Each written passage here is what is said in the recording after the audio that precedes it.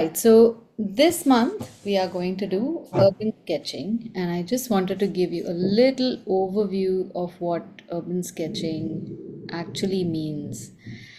So, while on the one hand we think that urban sketching means making these really fabulous illustrations of cityscapes and buildings and paintings that are really impressive, it's not to be seen as that. The stuff that we see on social media is often built like that. Like when I make my journals, I take more time than I would have otherwise if I want to truly do urban sketching. So I want to dial it down a little bit and make the urban sketching more feasible at our class level. So it all it means is that you make illustrations of an urban setting, and an urban setting can be absolutely anything. You could have a building, you could have maybe a small thela, or you could just have a whole row of bikes, or maybe people standing in line at something. These are all the things that we see in an urban setting. And when you draw that, you are capturing something about your city or the city that you are in, for, I guess, to either tell a story or to create some kind of narrative. So the whole movement of urban sketching began in about 2007. There was a Spanish American artist who started this whole thing, and he created a Facebook page which is called Urban Sketchers. You can access that even today. And what he's done is he has gone to, I heard of him way back then when a friend of mine from Pune was visiting the same festival of journal artists in France. And he said, I met this guy, he's doing something really interesting, check it out. And his intention was just that we all now live in cities, and each of those cities is constantly changing. So his aim was to not wait for the perfect time to go out into beautiful landscape, make a painting, and then put it up on the wall, but to carry a journal with you wherever you go and just start documenting whatever you see. And if you happen to be in a city, all you are going to see are cityscapes, so you document that and make that beautiful also. So over the past almost 18 years now, there have been urban sketcher groups or clubs all across the world. So if you travel anywhere, you can contact that local urban sketchers group. You can meet up with them and sketch with them. That's a great way of meeting people in a strange city that you would otherwise never have met also. So there's many ways in which this whole urban sketching thing has really caught on. Now, you're new and you see this, you feel it's not for me. I don't want to do it. It's a building. I can barely draw a line. Tell me flowers, urban flowers, I can go do that. Don't tell me to do anything more complicated.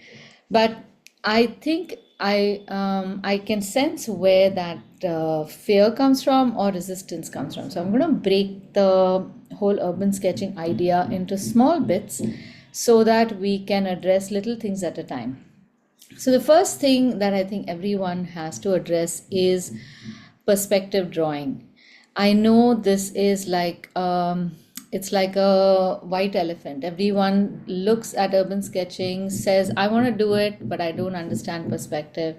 Until I understand that, I'm not going to be able to do it. So today, I just want to address the white elephant and show you that it is really not that complicated.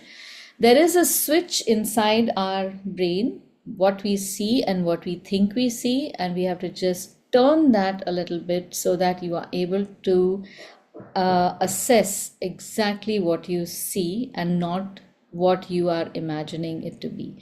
It's a very strange thing. This is how observation works. Our brain is not using its entire capacity for observation. It maybe uses like 3%, quickly gets an idea of what is around you and finishes a job, gives you the information so that you can take the next action. But when you're making a picture, that's the very faculty that you have to pause and say, do not skip over this bit of data. I want to know whether this line is parallel. I want to know whether this line is at this angle or that angle. And that is the point at which your brain is temporarily befuddled. It suddenly says, what do you mean angles? What do you mean absolutes? I've never been asked to do this. I don't know whether this is an acute angle. What is an acute angle? So this is the point where you feel I'm seeing something and I'm drawing something and it's not looking the same. So that is the switch, and the only way you can turn that switch is by making the drawing. Once you make the drawing, it's the brain that assesses that line and says, oh, wait a minute, I was seeing it in one way, but now that you've drawn it the way I have told you to, from the eyes I can tell that this can be adjusted. So what we often resist is the adjustment. We look at it, judge it, say it's wrong, and then just throw the journal away and never go back to it again. But at that point, the brain is hungry to tell you, okay, tell me, how do we adjust it? And you make 3-4 lines over there and it says, okay, maybe this is slightly better or that is slightly better. So I want you to resist that urge of saying that it's wrong and try to switch that statement by saying, how can I adjust this line? Make the adjustment again. Don't say it's wrong.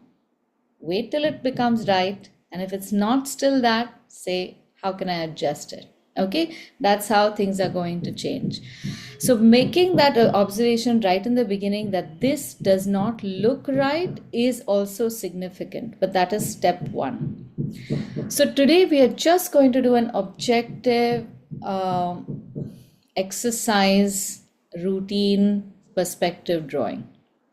I'm just going to give you some lines to draw, and if you have some color pencils or maybe markers, like thin markers like that, it might help you to even understand the line. So I'm going to be using a regular pencil, a black pen, and some colored pens, so that at least I can explain to you which those lines are. If you have the same, great. If you don't have it, not a big deal.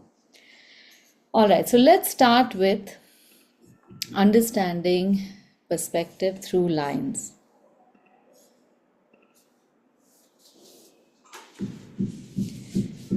All right, so I'm going to make a bunch of small illustrations like that, and I want you to follow the same so that we can use up the same space in the same area.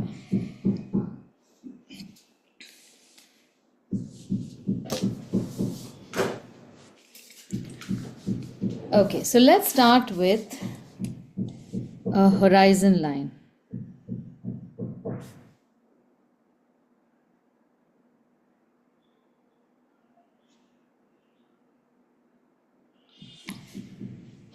The horizon line is just that. It is the line that marks the horizon.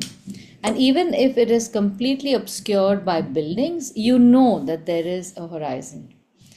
The reason this is significant is because this is the point where all the objects recede to absolutely nothing. So you can see big mountains, big buildings close to us, but towards the horizon, everything just becomes flat and almost nothing. So that point is called the vanishing point. I'm just going to write it sideways.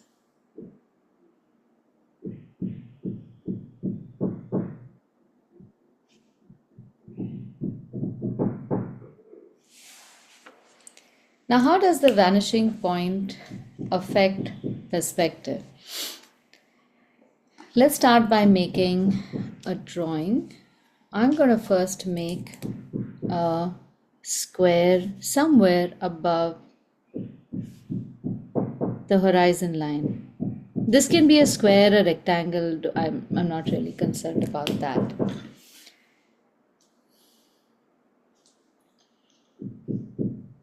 Now, if I see one surface, I'm also going to give you some terminology because I don't want to keep using this and that. I just hate it. So you have a surface which is this side. Then you have apexes, which is a point where two or more lines join. Then you have an edge, that is the line, the single line that joins one point to another point. And as more terms come up, I'll just keep adding to this. So now we have a square which has 4 apexes and 4 edges as well. So to draw this square in perspective as maybe a cube or a rectangular box, join each of those apexes to the vanishing point in a straight line. Now, if you're not confident about a straight line, you can just take the help of any straight device. We don't really need a scale, but if you want to, you can use a scale as well.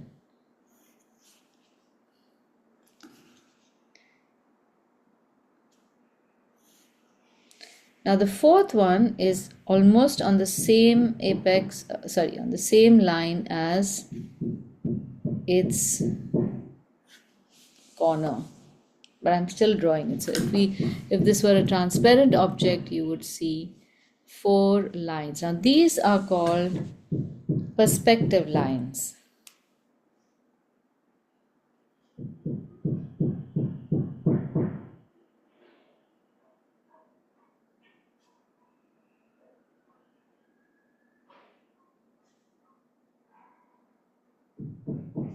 So we have 4 perspective lines all going to the vanishing point from all 4 apexes. Now I want to draw the sides of the square, and imagining that this is a solid surface, I will not see anything inside this square, right? So I'm just going to extend one line, maybe I'll use a red for this. I'm going to extend one line on the on the perspective line going towards the vanishing point, and from there I'm going to drop a vertical line parallel to the edge that it is corresponding to. So this red line and this green line are corresponding edges of the same surface. So is this one. So here we have made 3 lines to complete one surface, and at the bottom again we are going to make a line parallel to this. Now your brain is in all probability going to tell you to draw a line that is like this. It's at an angle. Don't listen to that. Make a line parallel to the line that you see in the front. Now I cannot explain why your brain tells you to do this, but I have seen this in multiple batches, that making something this thin just seems wrong to the brain, and it says no, it needs to be a little fatter, so I'll make it flat. And while your hand is saying no, I want to go straight, your brain just takes the line to the side. So don't question it, just say all right, fine, I'm in charge of this drawing, draw a parallel line, and you will be able to see your first cube made with proper perspective. Okay, are you able to see this as a cube now? All right, now let's try the same exercise on the left hand side, where the vanishing point remains the same. The vanishing point acting on our object remains the same. This time, if you want, you can make a rectangle.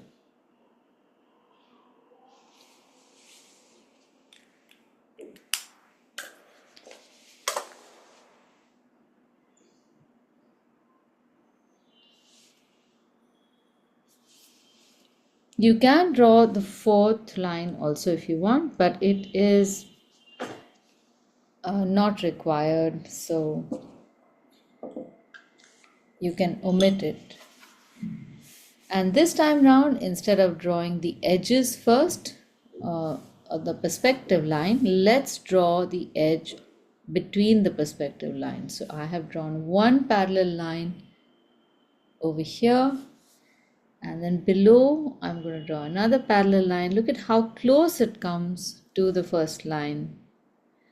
That can be a little disconcerting, but that is how accurately we can make it.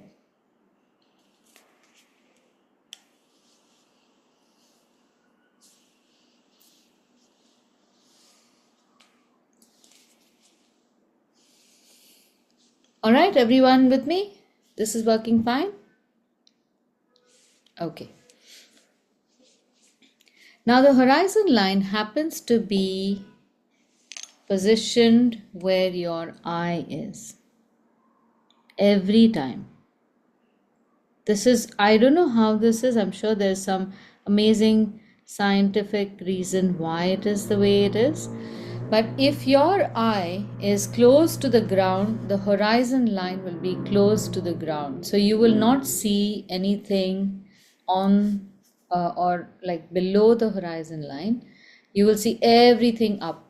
That is like the ant's perspective. And if you are high up in the air, then you will see a very clear horizon line, and everything else will be below the horizon line. So unless something is flying above you, you will not see anything above the horizon line. Everything will be seen below the horizon line. So now let's imagine that we are flying. And well, before we imagine that, do you see that these objects that we've drawn, which are just lines, make it seem that they are going to shoot over your head? They do seem that way, right? So now let's see if we can imagine objects that are going to shoot from below us. So let's make a horizontal rectangle on one side, but I'm making it very close to the horizon line. I want to try something else now. I have made only two sides, and I've not made the right and the bottom. And this time I'm going to draw my perspective lines through the points at the end of these three lines. The two lines. So one line goes from the vanishing point through the point on the right and straight outward. And the same with these 2 points as well. So what we've effectively done is drawn the back of a box-like shape. So if we want to draw the front, again, we can just arbitrarily decide where we want it. As long as the edges are parallel, we should get it. So we get the edge towards the front. And since the lines are radiating, the new line that you will draw will be longer than the earlier line. You just have to make them parallel. Join the edges or make the edges, and then you don't even have to bother with another perspective line. You can just make a parallel line, horizontal and vertical, and you get your shape.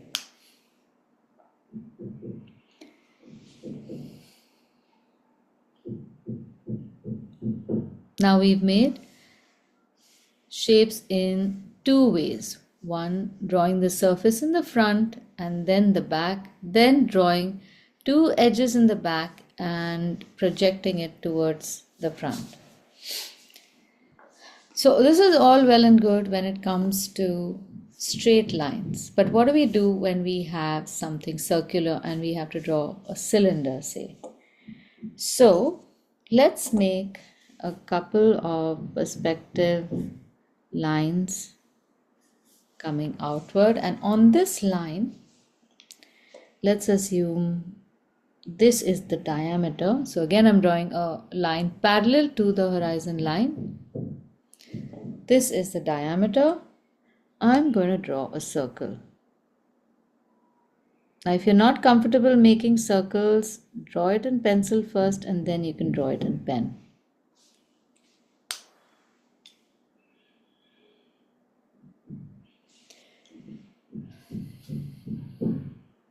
So when you see a shape like that, you will already now see how, if this is a solid shape, we are going to have to draw a perspective line that comes at a tangent to the circle on the top and the bottom. Both the lines that we have drawn right now have helped us determine a diameter and draw the circle, but these are not the lines that will help us build the side and the back of the circle. So that line is at the tangent. So you can keep, okay, I'm going to show you how to even see this part. So a tangent is a line which just touches and goes beyond the circle. So if I keep one point at the vanishing point of this paper and I keep moving this paper till that very edge of the circle, this is the point which is at a tangent and I can draw a line here. It's as simple as that. Anything inside this you cannot have because that is going to be hidden by the solid circle, and anything outside it, obviously you won't have any connection to the circle. Even though we know this visually, sometimes when we are drawing this, I have seen many people try to make a circle even in this part and then come and force this circle to look like a cylinder. Now, here is a problem. We do not have any parallel lines like we had for the boxes. So what do? You can project a curve that is parallel. Sorry about that.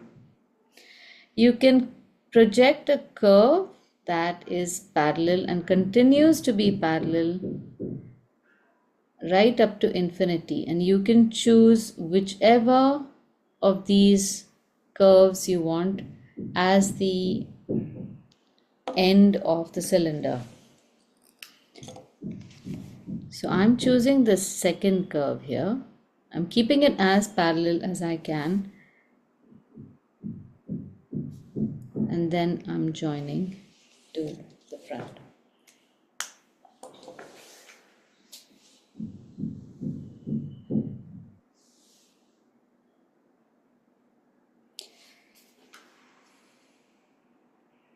Okay, so now does it look like you are standing in one point and there are objects that are just flying past you?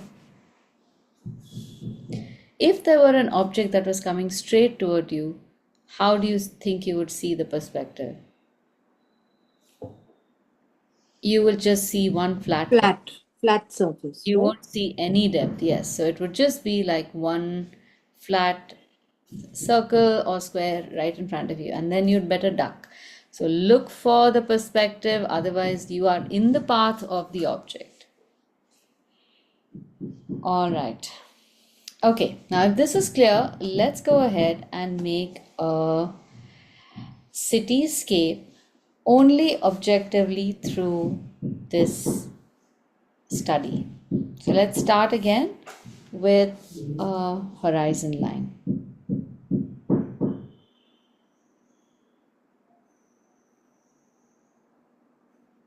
I'm putting the vanishing point somewhere here. Now, while we've made objects going above us and below us, how about let's make objects that are standing on the ground and we are on the ground as well. To do that, we will make perspective lines that go up as well as down at the same time.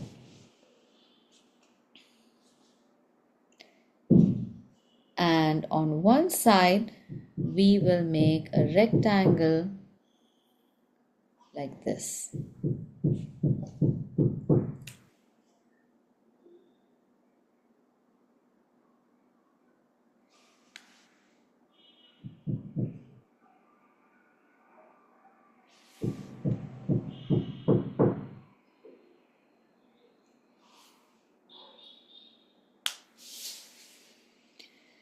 Now, if we were to make a 3D out of this rectangle, this solid line, since this is a solid surface, we cannot use a perspective line going through here from this apex to the vanishing point, so ignore that. And the same case over here, so ignore that. So what can we do? We can only make this surface, the surface that is facing the vanishing point. That's it.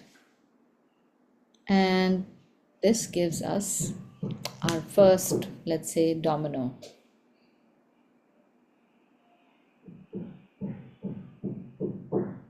Now suppose you want to imagine a row of dominoes. Where would the next one be? Let's say place it again between these two perspective lines. I'm going to name them perspective line 1 and 2. Now, as you go closer and closer to the horizon, all distances crunch. So every successive edge or surface that is going towards the vanishing point, even objectively speaking, we are going closer to the vanishing point. Each edge will become a little closer than the previous edge. So over here, if you've left a space that's maybe about 8 mm or so, in the next one it can be slightly less, and at this point you don't have to make it, you don't have to measure it. As long as it's visually smaller, that will be fine.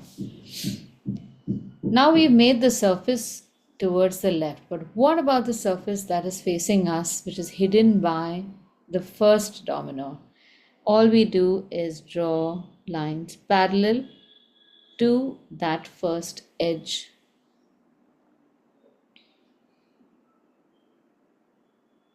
Now, if you have room, how about drawing a few more? So now we have this space in between the two dominoes, even that will crunch. And this, which is the surface of the domino, that will also crunch. So look at this distance, reduce it just a little bit. Look at this distance, reduce it just a little bit.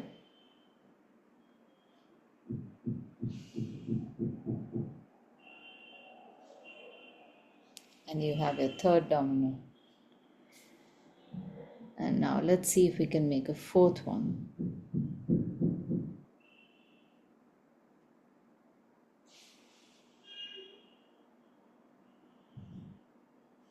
Now you will know how little your brain works when it sees this.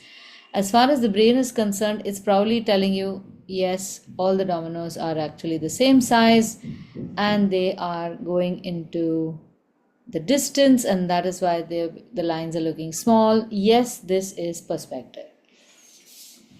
That's all. So while on the one hand we are handicapped by our brain in understanding absolutes, it is exactly that fact that helps us see three-dimension, even though we all know that this is a two-dimensional surface and we are basically just drawing lines. Got it? Okay. Now this, where we have one vanishing point, this particular exercise is called a single point perspective.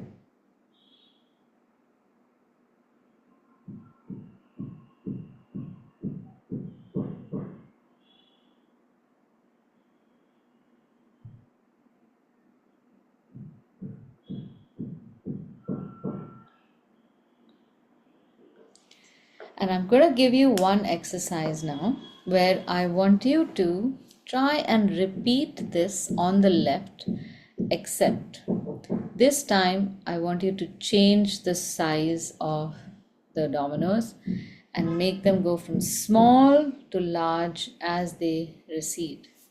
Just taller. They won't become larger, they will just become taller. I'll start you off. So again, let's do the same thing. Let's draw two perspective lines. So these are the perspective lines that will be active on our object. But actually not this one on top. Let's do one at the bottom. So instead of the one on top, let's make the one at the bottom. So we have line 3 and line 4. So between line 3 and 4, let us draw one horizontal line, a line to the first domino over here. It doesn't even have to be, but let's just, for the sake of being a little orderly and thoughtful. And let's draw a square or a rectangle. Now from the first exercise, you know how to convert this into 3D. We have 3 apexes which you will connect to the vanishing point. From there, you can do it two ways. Either you draw the parallel lines first, or you draw the edges first.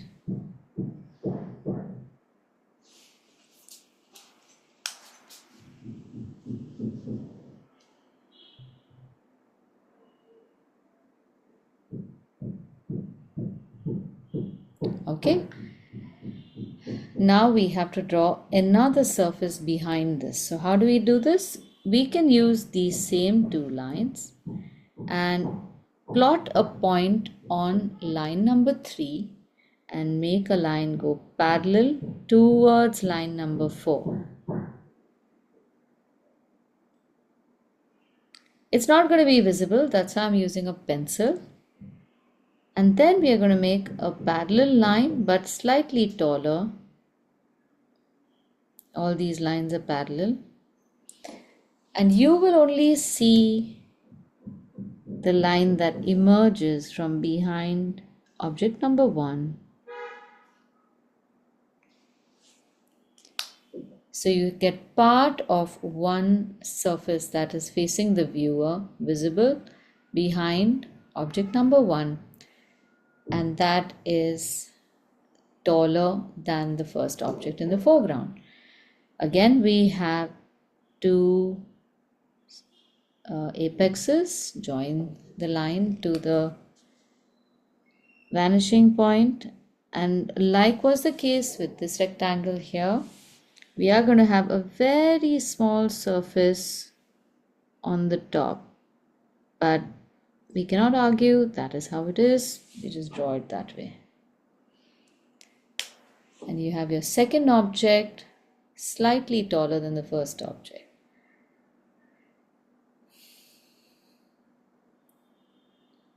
Okay, did you get this? Alright, now do you want to try making the third object, again slightly taller, exactly like how we did this? I'm just going to give you a couple of minutes to try it out. Draw it in pencil if you're not confident, and I am going to draw it afterwards for you to verify.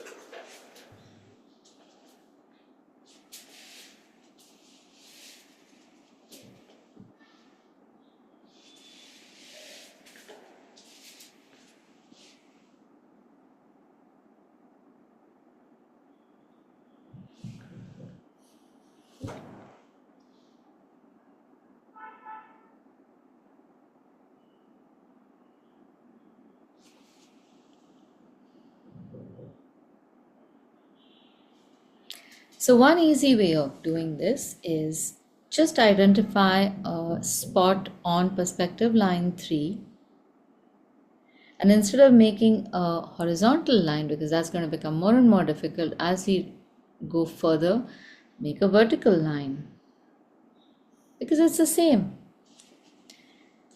And you know that from here you just have to make right angled lines and create a shape that looks like a surface. That'll give you two edges. Now suddenly we have this object number 3, which has started from below the horizon line and has gone above the horizon line, which means that it is going to start resembling like the objects on the right. So we will not have a surface on top. We won't have two surfaces to this object anymore. We will just have one.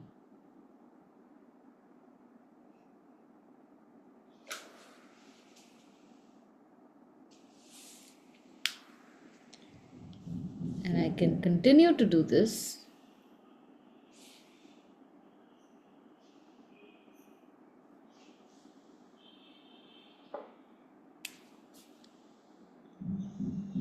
And keep making larger and larger surfaces, objects.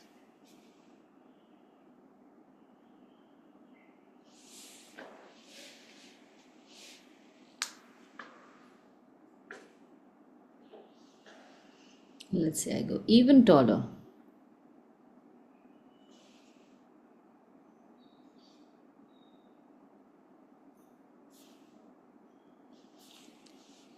Then yet for this I will have to join it to a perspective vanishing point, and then figure out what that surface is going to look like.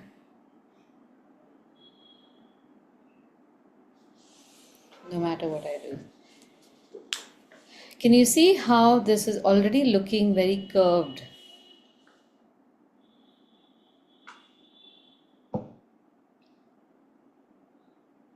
So this is single point perspective, and we are going to move from single point, just plain drawing objects like these, into drawing a little more detail using the vanishing point. Now in many buildings, let's say we'll have doors and windows. How about let's imagine that this block here is one of those Soviet era brutalist buildings where everything looks the same. It's all just flat concrete. And we want to put a door in these buildings. They were often made with one simple plan which was just replicated one after the other. So it's great for studying perspective. So suppose, let's imagine that this is a building that's about 20 meters, no, not 20 meters, that'll be too tall. Let's say 20 feet tall. So that's a two-story building. Normally our stories are about 10 feet, and we've got this about half and half thing going. So let's imagine that this is a 20-foot building, which means that our doorway is going to be at about 7 feet. So how do we make a 7-foot door on all these buildings? So first thing is, like we normally do, if this is 20 feet, just imagine where the center is going to be. That's 10 feet. Divide this into 10 parts and then you'll get a 7. So let's not go through all of that. Let's just think that this point is about 7 feet, right? This point here. For me, that's coming a little below the horizon line, but I suspect all of you will have a different point where you will make it. Doesn't matter. Your building could be 6 feet. Your door will be 2 feet tall. Won't matter. Right. Now, if we want to draw a door on the adjacent surface, the surface that is pointing towards the vanishing point, we still have to draw a line from the vanishing point to this point on the active edge. And this will give us the height of our door across all the surfaces. That's it. And then it comes to the width. So I'm going to draw one line in pencil. Let me first draw the center of that surface. And then I'm going to install a door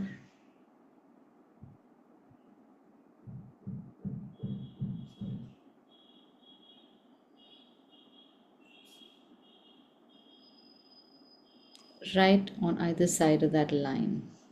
The line is only there so that I don't make a mistake, and proportionately that is the amount of space that will be left on either side and the space consumed by the door.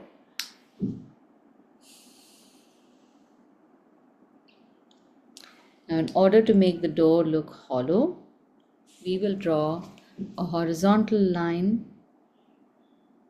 here and a vertical parallel line and give it some space like that. So this becomes the shape of our doorway. We have given an inside edge.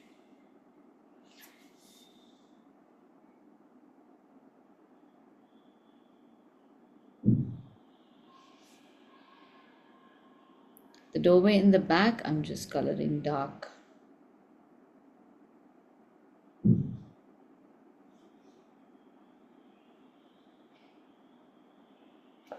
And here too, we can color this edge dark so that it looks like there's a recess.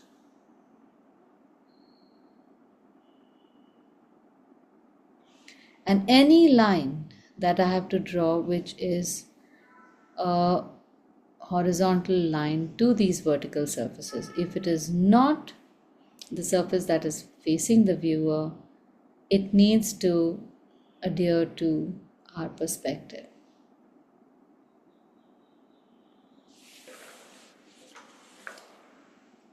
Okay, all doors done.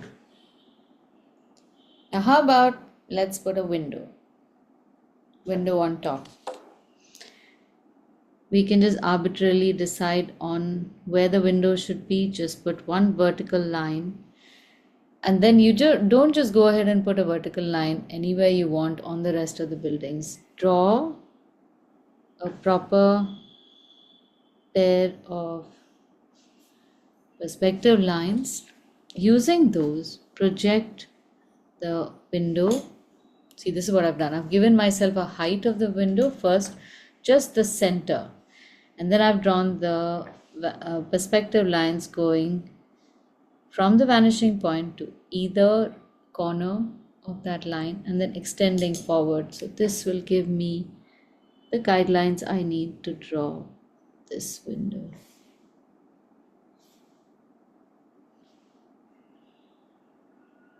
And like we drew the door, you can continue to draw the windows the same way. I know for sure that this is such a struggle when you're drawing buildings, to see that the top of the window is such an angular line and the bottom of the window is almost straight. To our eyes, this edge almost looks like it's on the same line as the rest of the windows, but it's not really. There is a 10-degree angle there, and that is significant. Now if you want to make the inside of the window, we do the same thing again. You can draw an edge like this, and it's too tiny, so you don't really have to make it. At this point you can just make any edge and that's fine. But what is happening over there is even this edge is being acted upon by a particular perspective line.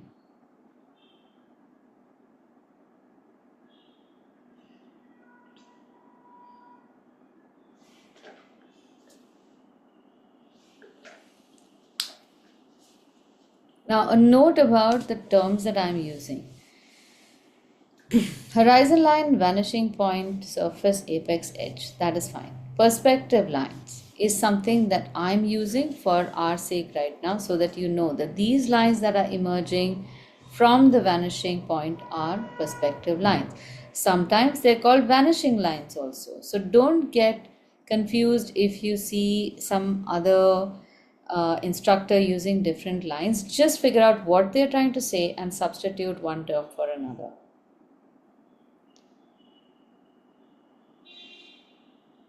All right. Is everyone happy with this? Everything clear? Any questions? Any disgruntlement? Nothing. All right. Now, Aditi, yes. some have not got the left side, the tallest one right, when it has gone beyond the horizon line. The tallest one over here So on the. what is happening to the tallest one? Mm, Can you share a picture on the group? Then I will examine it. okay. I think I've not joined the lines probably, but mm, yeah, I'll just share the picture. Okay. Okay. Hi Palak, you've joined at the precise moment. How did you know? I don't know. I planned 11:45. Amazing. Either your timing is great or my timing is great. Well done. Your timing. Thank you. I did some practice, but I said little bit more will help. Yeah, I know this can be a little confusing. So good, I'm glad you joined. Thank you. Aditi, is there any rule where in the first cube you drew, Mm-hmm. if you want it to look like a cube, yeah. So this line on the side, on the top side, that is an edge, Mm-hmm. on the left edge on top. Mm-hmm. How do you know the length of that to make it look like a cube? Because it's never the same length as the front, right? No, it won't be. And there are ways in which I you can know there do that must be in something, yeah. architecture, but not and it all This is you depends just on eyeball the it.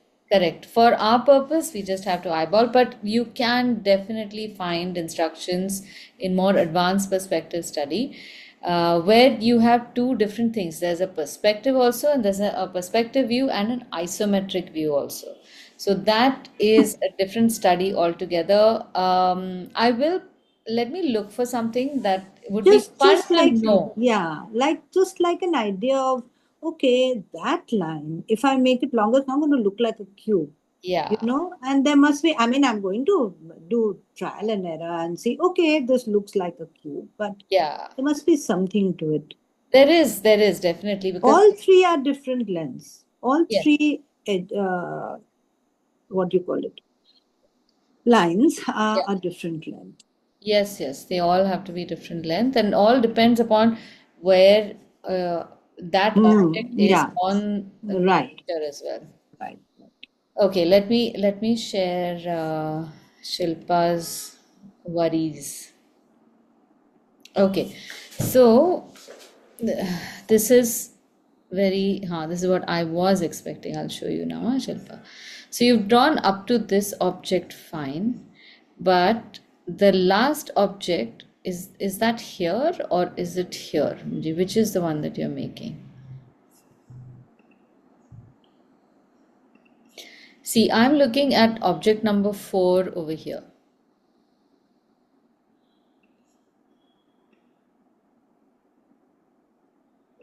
Okay? Is that okay, Shilpa?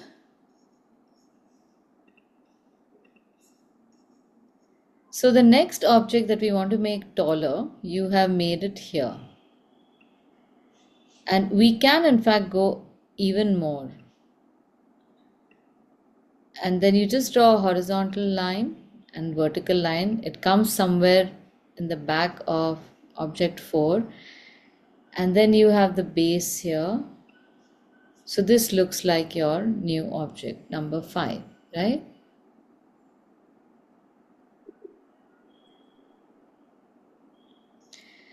Then you need to draw a perspective line from here to here. which will give you the far end of your object, and then you just join these lines.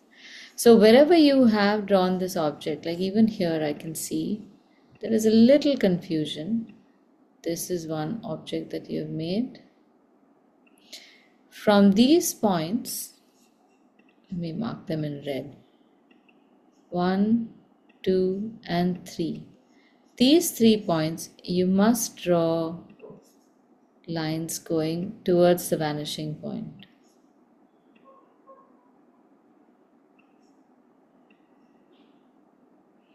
And that will give you the next edge. So this is exactly what I mean, that your brain is telling you that you should be making a line going up at an angle.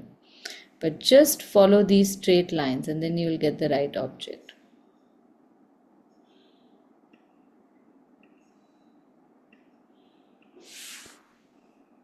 Did you get it? Yeah, I got it now. Okay, excellent. I'll just share this also so you can keep this with you. Arey, it's gone now. Sorry. Okay. Now this was single point perspective, and single point perspective is fairly rare. That is often seen when you have a very dramatic series of parallel objects happening, like for example a railway track or a row of street lights that will follow in this order on a straight line. So that is very rare, but it often does occur. The other place where you see it is probably from the top of a city where there are lots of tall buildings. So you will see the tops of those buildings and then the building itself receding down. But what we more commonly see is a 2-point perspective. So now what is a 2-point perspective? Let's just examine that. So here I'm going to draw the horizon line, and I'm going to plot 2 points here, which are point 1, vanishing point 1, and vanishing point 2.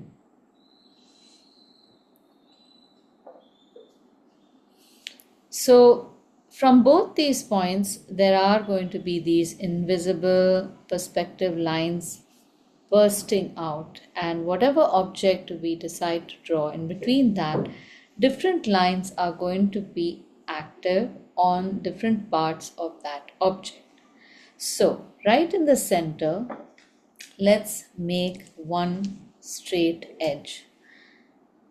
So let's make one going a little higher than lower the horizon line. So maybe 2/3 up and 1/3 towards the bottom. So this is just one edge. The top of the edge, you will have a line coming from vanishing point 1 and vanishing point 2. And the same thing will happen to the bottom of that edge. Vanishing point 1 and vanishing point 2 will act on it. Now you will see that because we have drawn these lines, one out of two things is going to change. Remember the surface that we were making, we just kept making parallel lines, vertical as well as horizontal. When there are two vanishing points, all horizontal lines are acted upon by the perspective lines, which means that I can make a solid surface out of this by continuing to make a vertical line on the two areas on the vanishing points and the main edge. But the horizontal lines are no longer horizontal to the horizon, but they will, and also not parallel to each other, they are acted upon by the perspective line.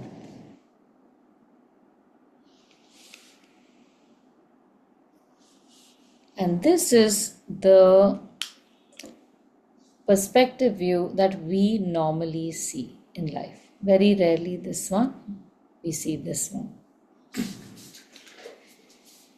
But if you have understood how this works, we can make two more blocks on either side using the same principle. But I'm going to show this to you. Don't draw with me. I want you to see this first because there is going to be one additional step involved. So like we made an edge over here and then made the side, finished off the surface, we are first going to make an edge again, which is between these two perspective lines. But I can no longer make a horizontal line on this side, right? So these 2 points are also going to gain their surface from connecting to vanishing point 2, which means that my surface is going to have slightly tilted lines on the right hand side, and on the left hand side it's fairly simple. It's going to be like the single point perspective itself. You draw one edge on top, draw the adjacent edge so that you don't overshoot from the bottom, and connect the lines.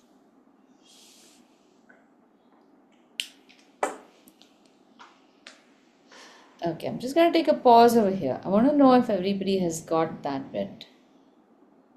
This connecting to the vanishing point from behind the first surface. Do you see it?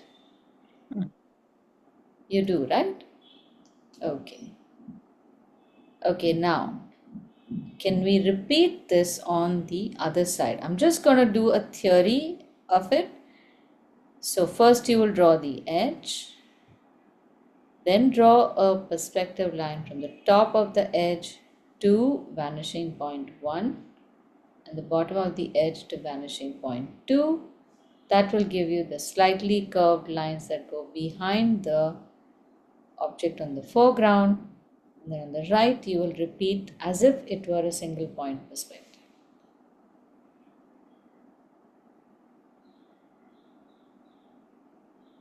Okay, when everyone is done drawing, then I will draw it and you can verify whether that was right.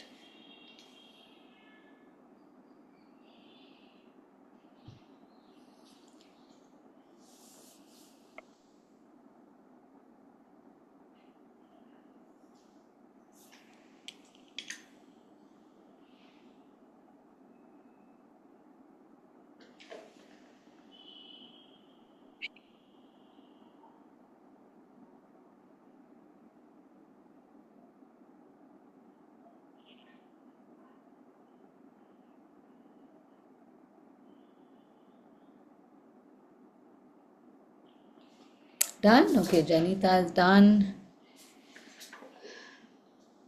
Done? Okay, here I'm going to draw the same thing here. So first the edge,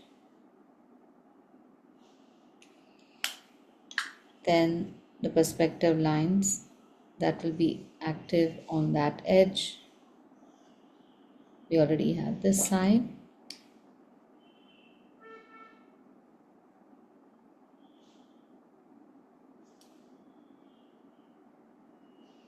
Adjacent sides. Done. Does yours look like this? Right. Now because over here this angle, this line is so short, this angle really doesn't matter. Even if you were to make it horizontal, it won't really matter. But you should know, because in the end when you're making buildings, it's these little things that will make one building look more three-dimensional, one object look more 3D and not the other. Now let's try making the same kind of detail in this building. Suppose at halfway of this building we are going to make a molding. So molding is or just a line that a decorative line that separates the two floors. So here we have one spot halfway on the edge and just join it to the vanishing points. You don't even have to think about whether it is above or below the horizon. It is where it is and you join it to whatever vanishing points we have. that will give us the next lines, and it's the same line which will be active on at least the same side surface. So we will get a line that goes on the next blocks at least on the same side, which is, let's say, left side over here and right side over here. Right side of the building, left side of the building. So all left sides of the building will have this line at the same point based on the vanishing point. But on the right side of this building and the left side of this building, from this point, we have to draw a line to the perspective, a perspective line to the vanishing point, and this is what's going to happen. It is not going to be matching here. So immediately you can see that there's a gap in between these boxes.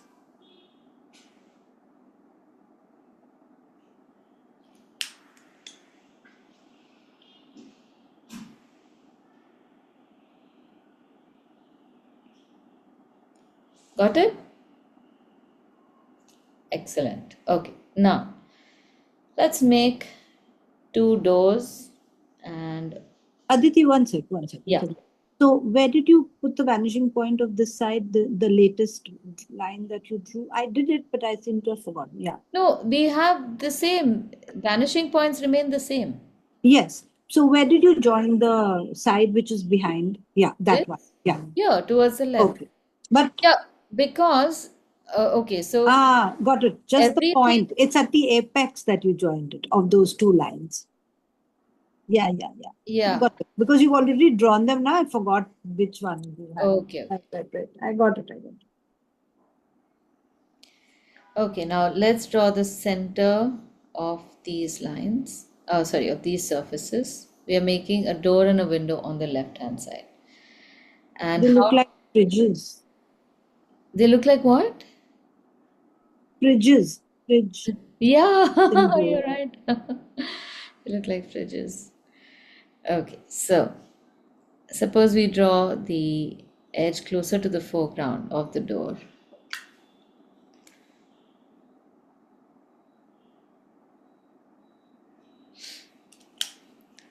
Oh, this edge happens to be on the horizon line, at least for me. I don't know where everyone else's is, which means that the top of my door is going to be a horizontal line because it is on the horizon line. And Aditi, if it wasn't on the horizon line, we would attach it to vanishing point 1, correct? Correct, because Okay. it's on the left hand side. Yeah.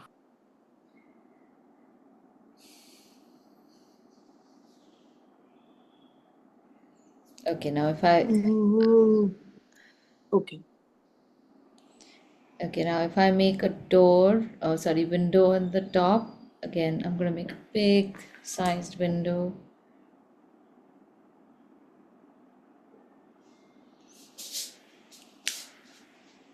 And do not attempt to complete this shape unless you know where the line goes.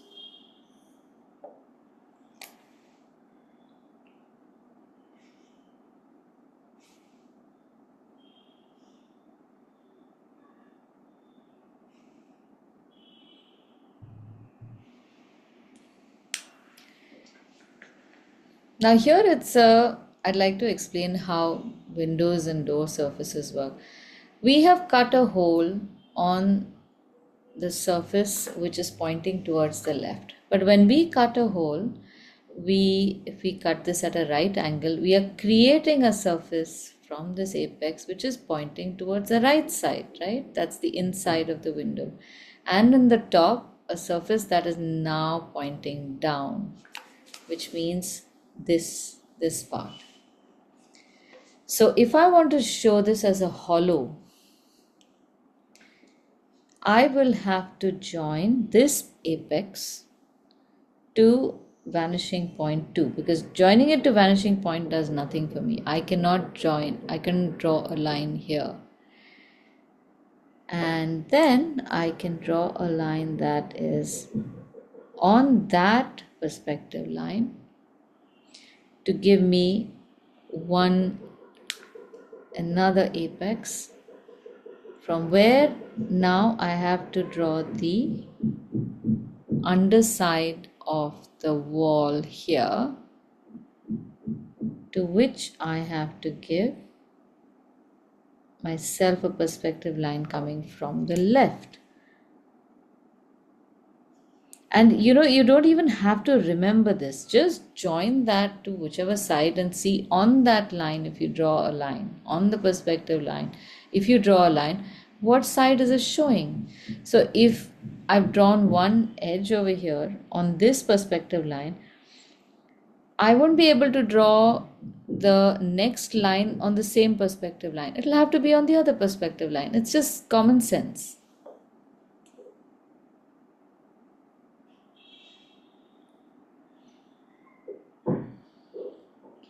And even the inside of the door, I have this apex.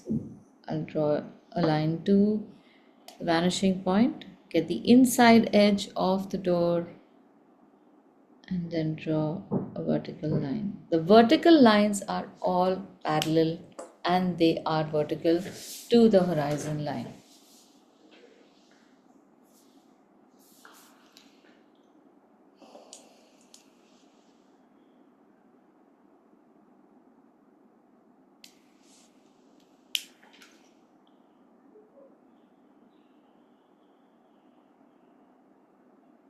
Okay?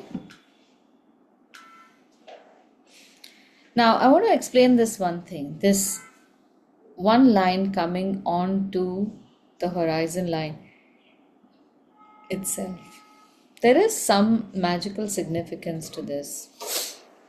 Let's say if I'm looking at a two-story building in which my eye line is at the top of the door, only then all the doors will be a horizontal line. Which means that either I am 7 feet tall, because that is the height of the door, or I'm standing at a point which is at a height so that I can see this, the top of the door, at my eye level. That is what it means. Which means that when you look at buildings, if you are at a 7-foot height, you will see everything up to 7 feet. Not 7 feet, let's say your height, whatever. My height is about 5 feet. So everything that is at 5 feet will be a horizontal line. Below that, everything will be whooshing past me like this. And above that, all the stuff will be whooshing past over my head, whether it's windows, doors, whatever. And this is something that you have to just learn to see in the drawing itself. Okay, now I'm going to give you one toughie to do. Okay, and in the earlier class, I had attached that toughie to this building, but I'm going to change that. We are going to make 3 steps going up into nothing using a 2-point perspective. So let's draw this as such. And we are going to imagine, like one of those blocks that they make of steps you use to go up onto a stage or something like that. Nothing too fancy. So that block is going to have an edge. Let's make, say, the tall edge over here, and then let's draw the steps coming downward. Let's draw it here because I want to see the top of the stairs also. So let's draw the edge that is the tall edge somewhere here, and then the steps are going to come in front of us like this. Just go with me on this one. I'm going ahead in pen. Let's see, just mechanically. We have vanishing point 1 and vanishing point 2. From point 1, let's draw 2 lines on acting on these 2 apexes. And from vanishing point 2, we'll do the same.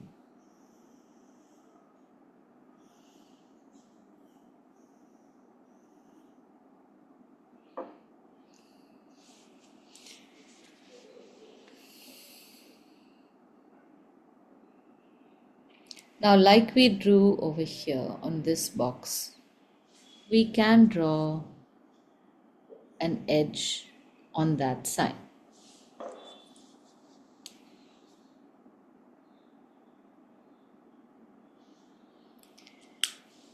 And suppose we want to now visualize the top step is somewhere over here, which means let us join one more perspective line to this new apex that we have created,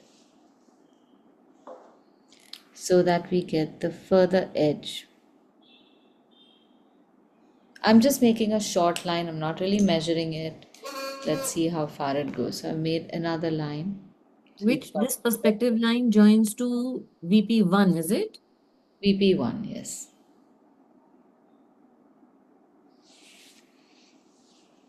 Now here I want to know which line I have to draw to come back to create the first step. So obviously I will join it to VP2 and bring that line here. So I will now be able to create the top of the step box.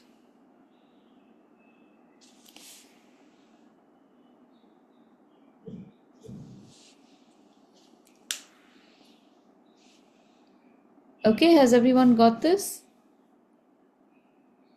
This, Sorry. Yeah. One. see, this line which you drew just now, Right, this one, no, the other one. this one. Yeah. How do you decide the length of it? Just where does on this side? Bring your finger to this side. No. Yeah, Yeah. this. How did you Yeah. decide this point? Because it will be on the same line, the first Ah, vanishing, the perspective line that goes through the first point. okay, got it. If it is too short, then we will have another perspective line acting on that, and that becomes the new edge then. You can change the shape. This is, if the shape is rectangular, it will have to come over here because these 2 points will be parallel and this will be parallel. It's quite tough, huh? These steps. Okay. And this upper edge of the step, yes, the one that comes to the right from that apex, Uh-huh. the small one. Yeah. How did you deduce that you had to join it to VP2? Because if from here, if I have to draw a line, if I join it to VP1, I won't get that edge, I will get this edge. You can draw it over here, but you just get a different side of the object. Okay, so on that side, this short edge on the other end, yes, that one. So I am looking at, which edge am I looking at there? That edge is on the other side. Other side, the back of it. Yeah. Okay. That is the. So I'm looking at that because I couldn't figure out why is it 2 when I'm looking at the same edge, but I'm not. Oh, it's Looking not. at something behind. Yeah, it's not. Okay, through trial and error, you shouldn't have told us. You should have had to figure this out on our own. Then I would have. Oh no, that is what I'm trying to do. Don't try to figure it out.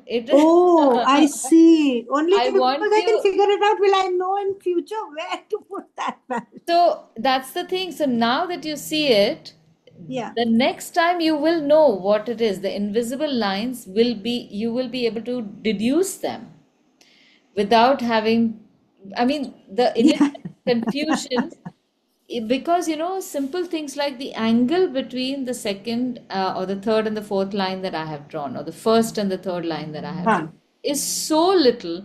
that it could seem like this almost is the same line in your head. Yeah. And then you feel that this may not even be a valid edge, but it is, even if it is very tiny. Like this one is a valid surface, even if it's Yes. very tiny. Okay, so now we have this invisible box. We are not going to use this whole box though. We want the next step. So either from the front corner or the back corner, we can draw one line. So this will be the new edge to draw.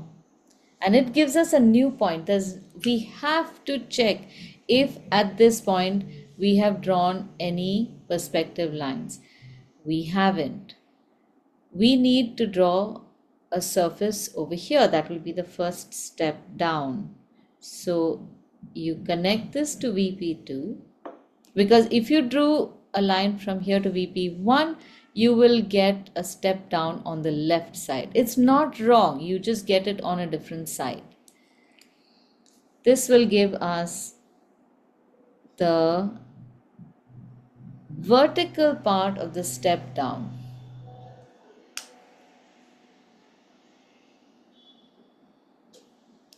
Now from this point, I want to draw a horizontal step coming outward. So here again, there is some vanishing point, a perspective line that I have drawn, but that just happens to be the line that I've drawn for these 2 points. It's not really accurate there. So I'm going to erase that so there's no confusion.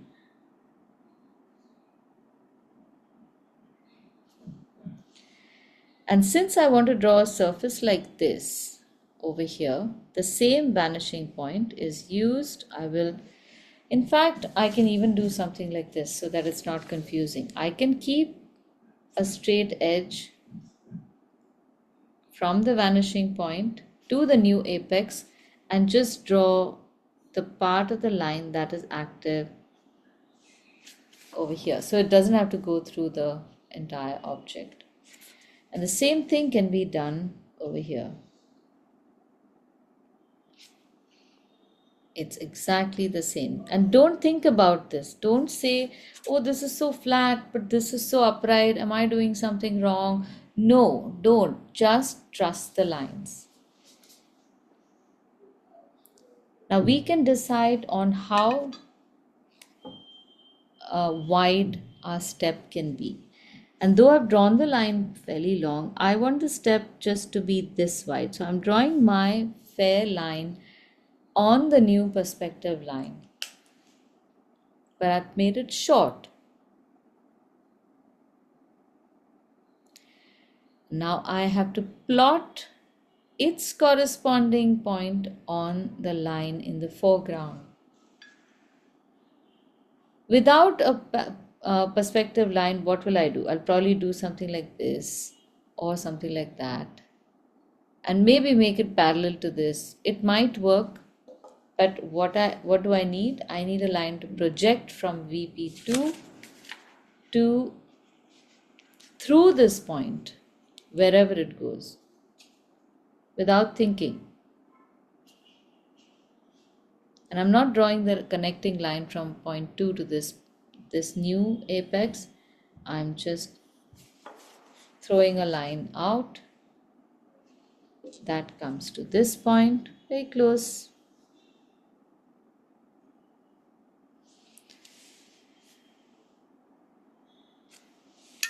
And you get that horizontal surface.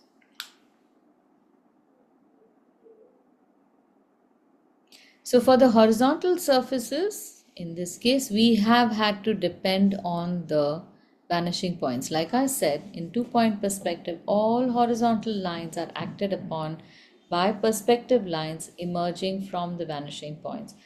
But now that we want to draw the vertical section of this step box, vertical lines are all just straight lines perpendicular to the horizon line. So I've just dropped a line straight down.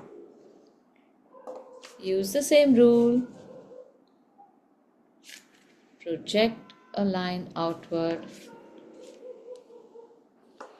Now, what are you going to get?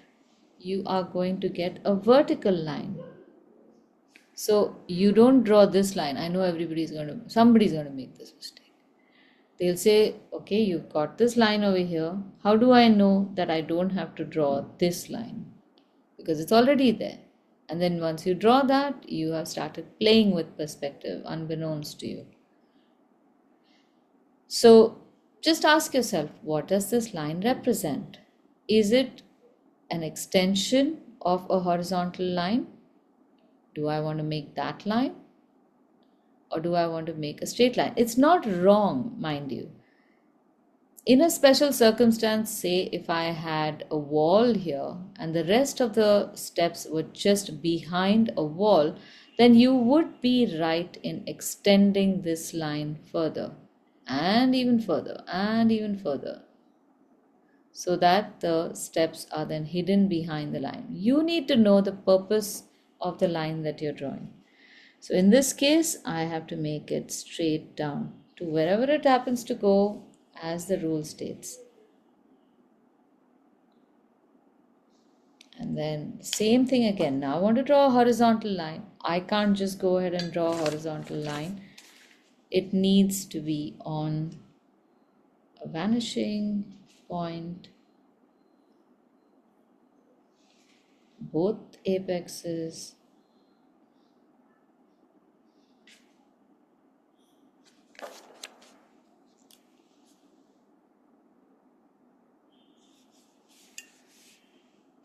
And again, the horizontal line that joins this part of the step, again, I was about to make it just straight like that, but no, don't be tempted. This is so much easier. And then the last bit is the vertical line. Again, vertical lines are just straight down. So remember how we had drawn a line and made our first line across two perspective lines? That line is still there for us. So you can end this step box. The step is huge, however, on the same line, so that it becomes a proper box. So you've got one surface complete. And for the other two surfaces, you know you need to drop a vertical line, but where? So we will make a horizontal base for our box.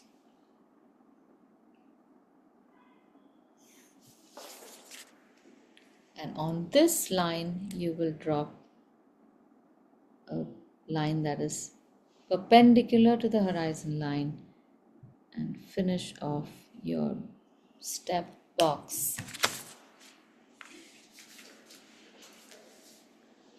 So this is, I think, now Palak, you must have got this better today Much better. I didn't than get it what up you did. last time. Yeah, that was such a, I guess, knee-jerk decision on my part. Put a set of steps here instead of making you do it separately. So But Aditi, like the staircase has become so big and bulky. How do we? It's hard to get the proportion because we're just trying to figure out the lines right now, right? yeah. So this is only for you to understand how perspective works. Okay. This will help you see your horizontal lines from your vertical lines, from the second horizontal line, all of that. But I'm now going to show you the images that I've shared today.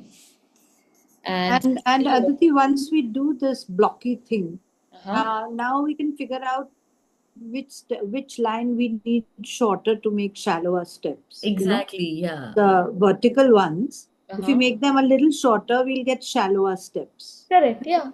And the depth will be broader or narrower, whatever we want. Exactly, whatever you want.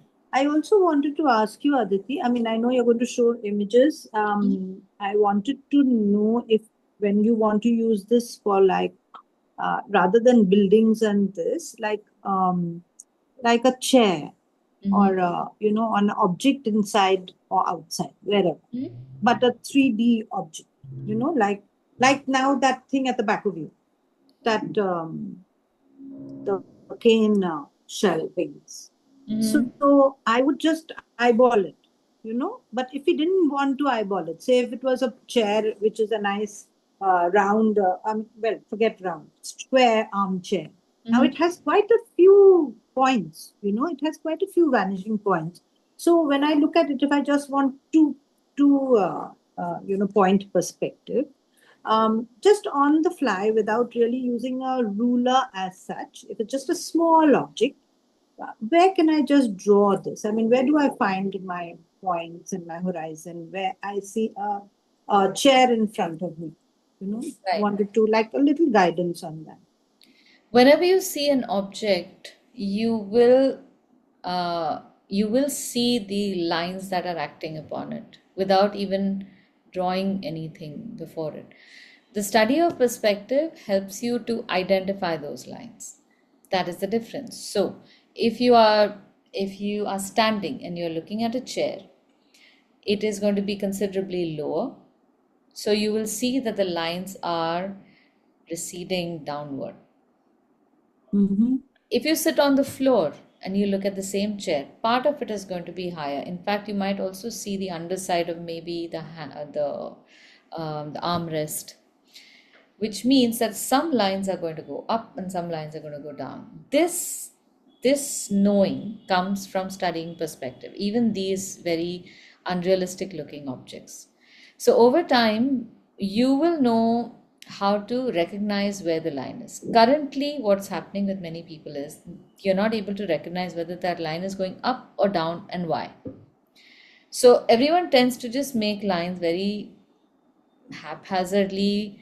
Sometimes, when you have made a line, say going upwards, because you see it in the first part of your illustration, and then you see that say if it's a roof structure and that roof structure has a recess in the middle and then it continues later, in your head you feel it is continuing, therefore that angle must continue. Whereas that is not how it is. The recess has changed the surface, it has gone inside and out. So it has broken that line, which means that your line has to go down and then up and down. But that is something that you will start seeing after you know what those lines are active for. So let me show you the images that I've shared, and maybe that will clarify a little bit.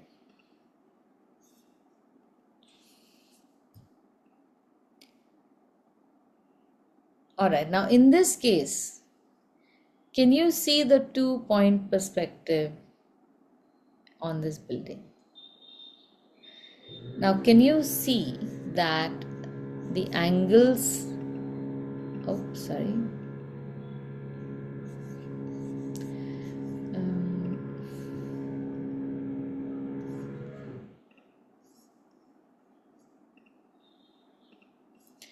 We have a vertical line, more or less vertical.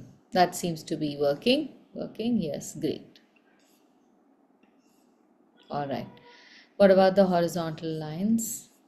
You have this line going downward,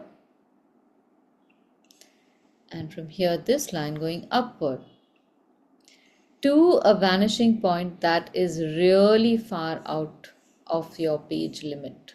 But it is there, and you will now be able to see it, right? On the other side, you will see you have the same thing activated by what we have termed as vanishing point 1. So we just arbitrarily find a horizon line somewhere in the middle of this. Yeah, you will find it. If I continue to draw these lines, you will see that if all the lines are aligned. Now, in this case, you will notice that these windows are at a weird angle. That's because I think the road is going lower. The height of the Ah, building has changed yeah, on the left. But if I continue to somewhere. draw this line, at some point Some point it will come straight. it will That's sure. yeah, it will start being horizontal. Right.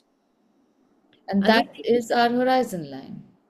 the vanishing Mm. point is always on the horizon line. Yes. Hmm. So basically, The vanishing point is like the edge. You draw if I'm looking at a building, you carry on the edges till the end, and that's the vanishing point. Yeah. So that could be Yeah. really, really, really far out. Yeah. So we start drawing the here we've got a building. You see, we've got a building as reference, right? Mm-hmm. So we start from the vertical line in the middle. Mm-hmm. So we have to first find that vertical line, right? Yes. That's our first point of reference when we want to draw a vanishing point. Yes. Okay. Okay. And what will be your next And question? next one, of course, if we don't have, we have to have an edge. No, Then I think a horizon line should be really our first point, isn't it? maybe, but that's a horizontal line perpendicular to your first vertical line. How does that help? It is good, yes, Yeah, no doubt. yeah. I think a right angle at a right angle, and you just draw that through. But then what happens if it's a drawing? Then I just decide where my horizon line is first. Okay. And then from there I draw my vertical, and then from there it could go, the vanishing points could go way out, but at least I know from which level I'm looking at. Isn't that the Yes. first thing one should do? Yes. Whether we are below it or above it or whatever, right? Yes. Yes. Although that is not even necessary. Okay. So the question is, what are these angles then? How do you know how to draw these angles? So that is what we're going to do in next class. Hmm. Okay, so all I wanted to do today was to introduce you to how perspective works, vanishing points, objects within the frame of vanishing points, perspective lines, how they act on surfaces, edges, apex points, and create shapes on a 2D surface that create the illusion of 3D objects. Are we there today?